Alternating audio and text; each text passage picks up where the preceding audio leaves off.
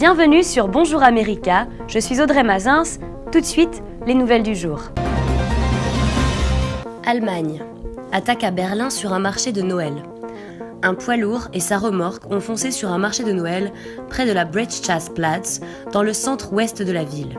Il s'agirait probablement d'une attaque terroriste, selon la presse allemande, qui cite une source policière. Un suspect a été arrêté, le conducteur était activement recherché, la cabine du camion avait été retrouvée vide par les policiers. Cet événement fait naturellement penser à l'attaque de la promenade des Anglais à Nice le 14 juillet dernier, qui avait fait 86 morts. La tuerie de Nice avait été revendiquée par les djihadistes du groupe État islamique.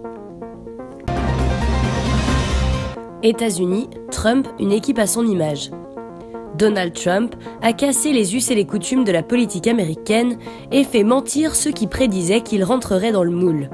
Après une longue campagne électorale, il s'est lancé dans une tournée de remerciements et en parallèle a peaufiné son administration, faisant défiler les candidats dans le hall de la Trump Tower.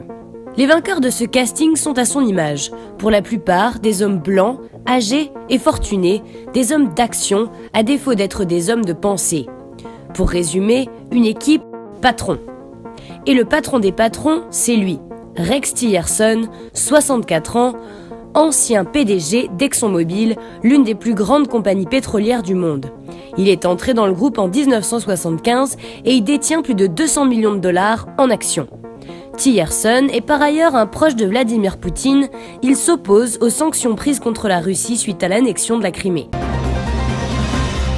Canada, un poids lourd déchiqueté par un train. Un poids lourd a été complètement déchiqueté par un train de Via Rail dans l'est de Montréal.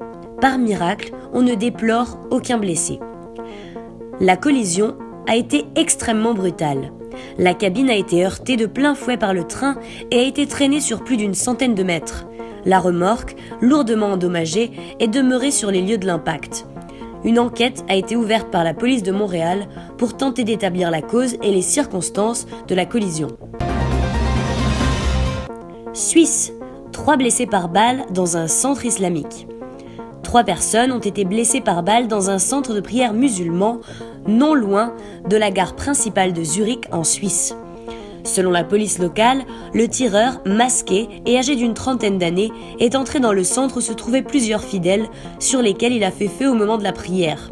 3 hommes âgés de 30, 35 et 56 ans ont été blessés par les tirs, précise le communiqué de la police municipale et du ministère public. La police a précisé que l'enquête passait désormais à l'échelon supérieur, confié à la police du canton de Zurich et au procureur de la ville. Les enquêteurs ont par ailleurs lancé un appel à témoins pour parvenir à établir le déroulé des faits et retrouver l'auteur de la fusillade. Pologne. Crise politique. Le mécontentement des députés d'opposition, soutenu par une partie de l'opinion, ne faiblit pas en Pologne, au point que le président Duda propose sa médiation. Il rencontrait ce lundi après-midi Jarosław Kaczyński, chef du parti conservateur Droit et Justice au pouvoir, après avoir discuté hier avec ses adversaires de l'opposition. Les motifs de la discorde sont des restrictions imposées à la presse parlementaire. Une manifestation organisée par le Comité de défense de la démocratie en soutien à ces parlementaires a réuni plusieurs milliers de personnes devant le bâtiment jusque tard dans la soirée.